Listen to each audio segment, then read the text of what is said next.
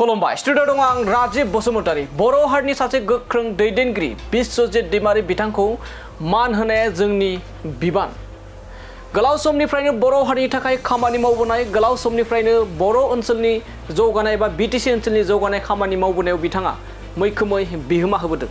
लोगोसे आसाम विधानसभा आयेन आफादनि लांगोनायाव जोंनि बर' रावजों आसाम आयेन आफाद होननानै ब्ला ब्ला लिरनानै गारबोदों होनना बुङोब्ला बिश्वजित दैमारी आरो बेफोर बिथांनि बेबायदि खामानिखौ जों अरायसम गोसोआव लाखिनांगोन।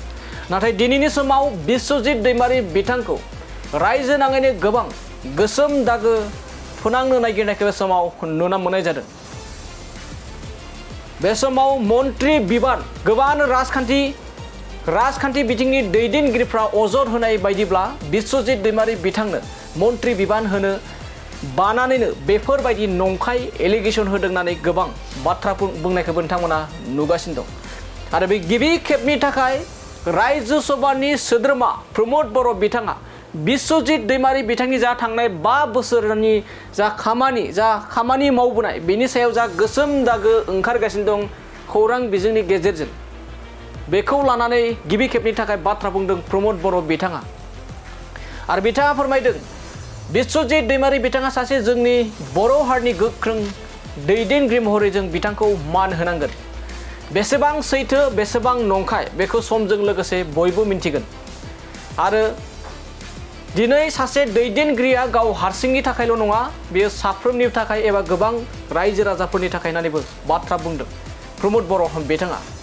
दिनैनि समाव गोमसारदों जे बिश्वजित दैमारी बिथांनि समाव गोबां केलेंकारि जादों, गोबां थिसनथाइफोरा आयेननि बेरेखायै जादों होननानै बे समाव आथिखालनि जा सोलिफुबाय थानाय जा आयेन आफादनि बुंथिगिरि रन्जित कुमार दास बिथांनि खुगानिफ्राय गोबां बे समाव ओंखारगासिनो दं।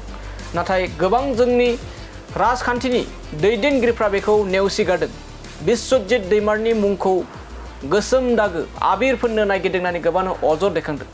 दानिया फैदो बिदिब्ला बिश्वजित दैमारी बिथांनि सायाव गिबि खेबनि थाखाय माबायदि खुगा बेखेवदों रायजो सभानि सोद्रोमा प्रमद बर' बिथाङा। दा बेखौ आङो व्यक्तिगत भाबे बुंनो थाखाय बारा नागिराखै, मानोना मेटारा आसामनिसो मेटार आरो बिश्वजित दैमारी बिथाङा स्पिकारमोन।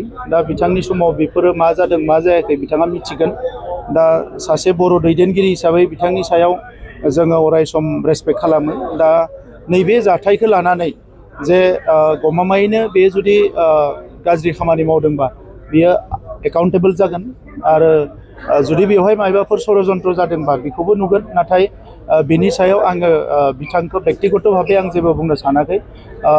बेफोरबायदि जाथायफ्रा मोजां नङा, खारन जोङो सरकाराव बायदिसिना दायित्वआव बै समाव जों नायनांगौ जे आं हारसिं नङा बा नों हारसिं नङा, जोङो बेवहाय गोबां मानसिनि बाथ्रा थायो। दा ओंखायनो मा जाथाय जादों बेखौ साननैसो उनाव मोर क्लियार जागोन, जेथिया स्टेट गभर्नमेन्टनि चिफ मिनिस्टार बा राइट अथरिटिफ्रा बेखौ क्लेरिफिकेसन होगोन। खारन मिडियायावसो खोथाया ओंखारबाय थादों।